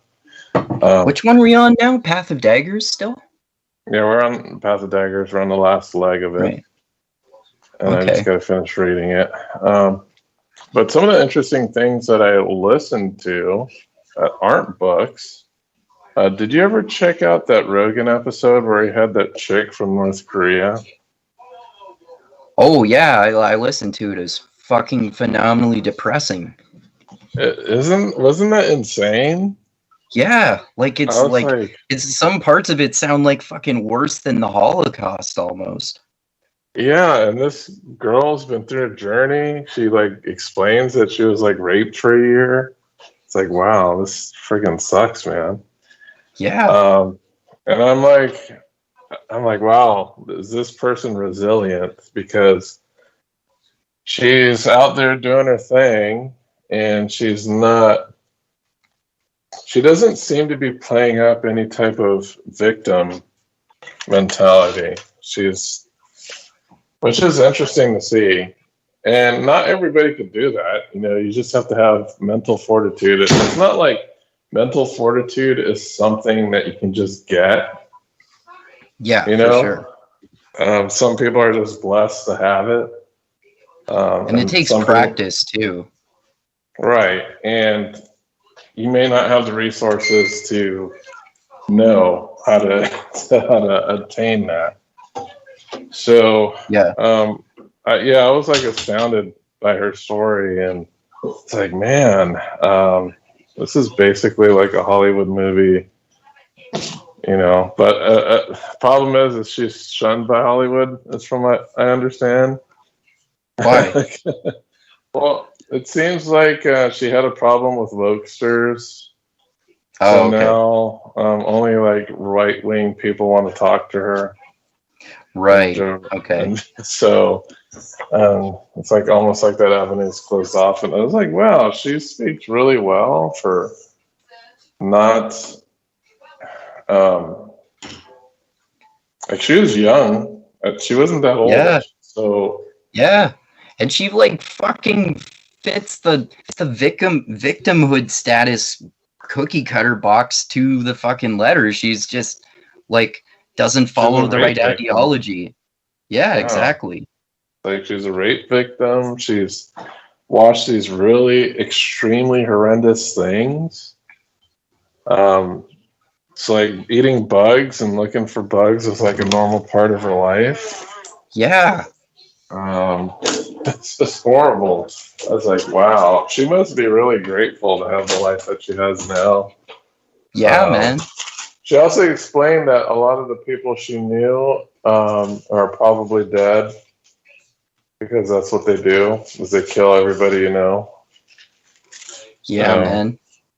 So, man, it was depressing to hear about all that shit and how nobody will.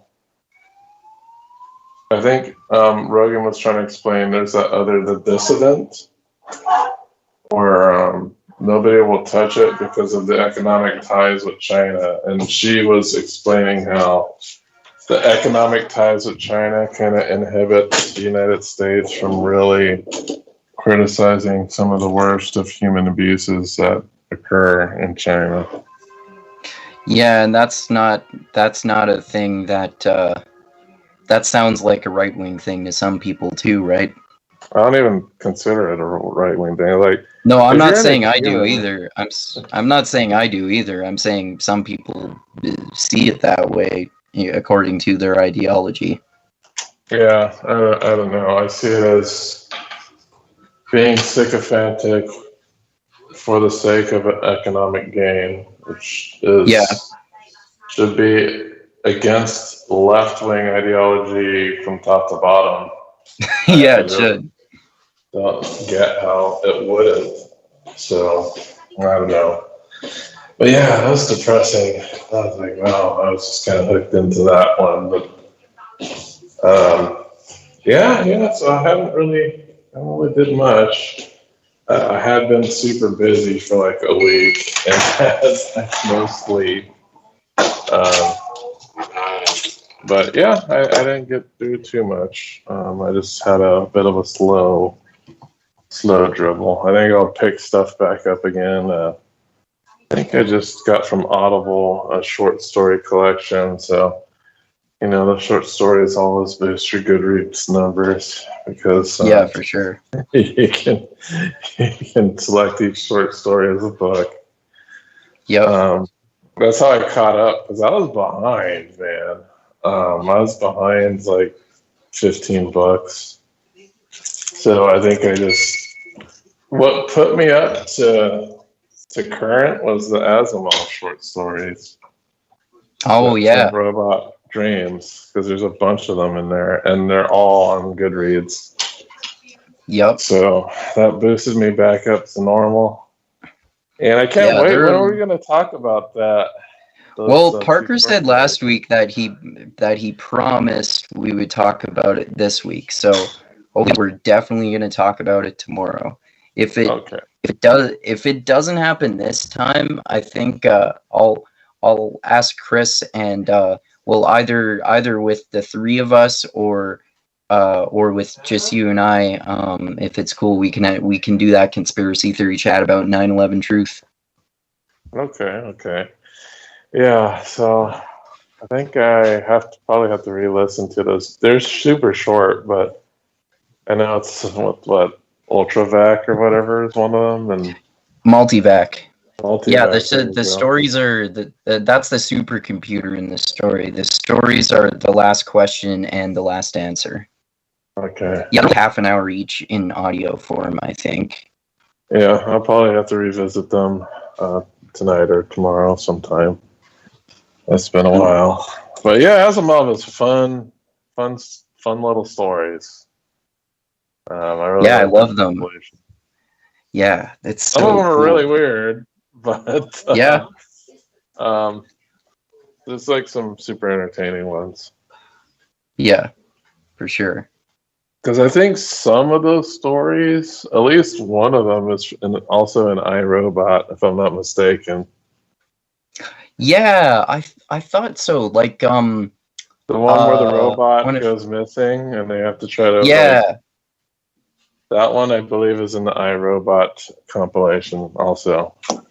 Yeah, and you can see in that story too, the character of Susan Kelvin, who they made very different in the iRobot movie with Will Smith, which I still think is a good movie, just very different from it's kind of like a compilation of a bunch of the different short stories that they made into one narrative, I think. Yeah. But yeah, Asimov, very prolific writer. Yes, I was like looking through the Goodreads under his name, and it just scrolls forever. Yeah, I think he literally wrote hundreds of books and short stories. Pretty sure I've heard that before. Yeah, I was like, man, this list just goes on and on and on. Yeah, but there's still so much stuff that I want to read from them.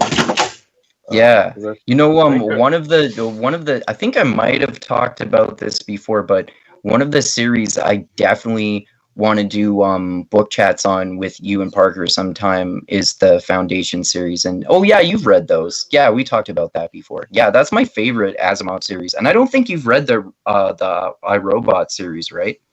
But I've read the iRobot. Oh, okay. Like a lot of the robot books, like I read the short story compilations, like the robots of blah blah blah, and all of that tangent. Where I think ultimately that tangent goes back to like Earth.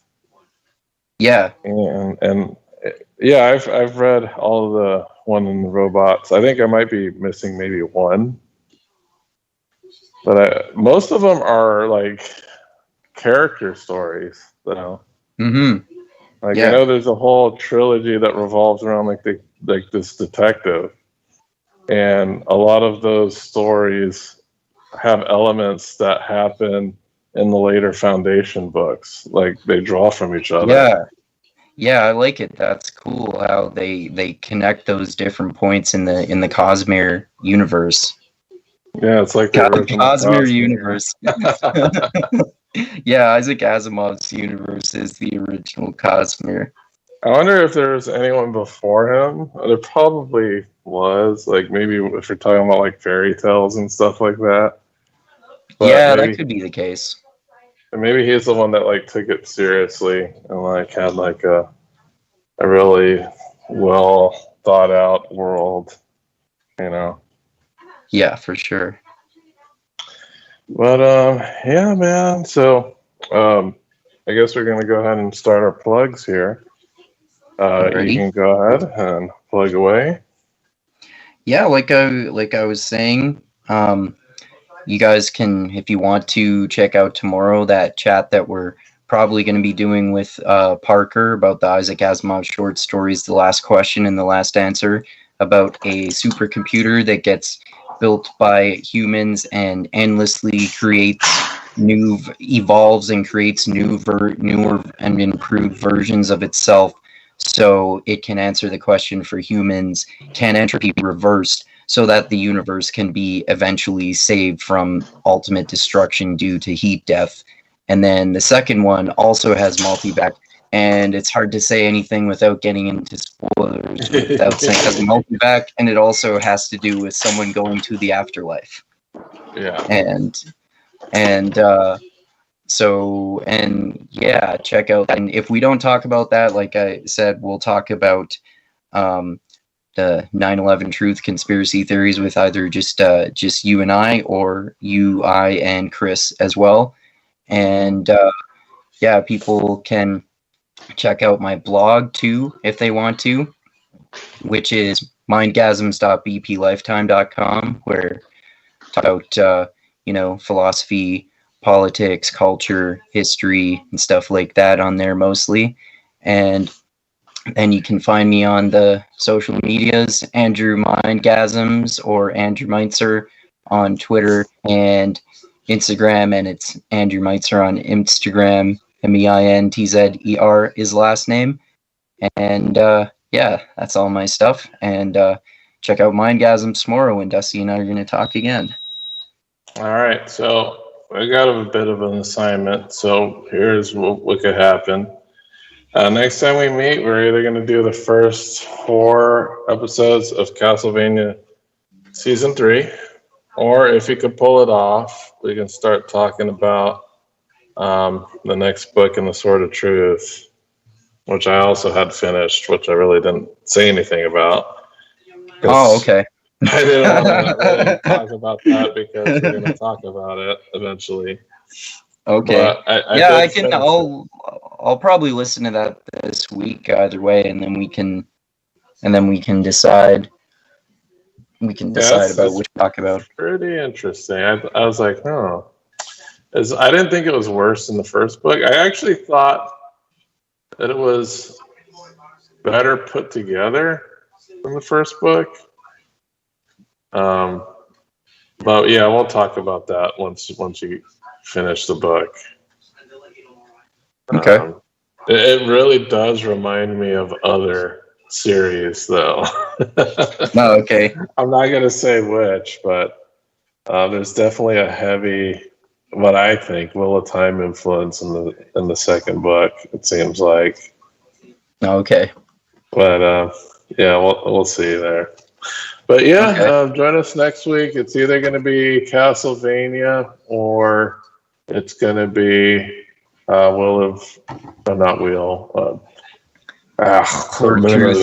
Sword of Truth 2.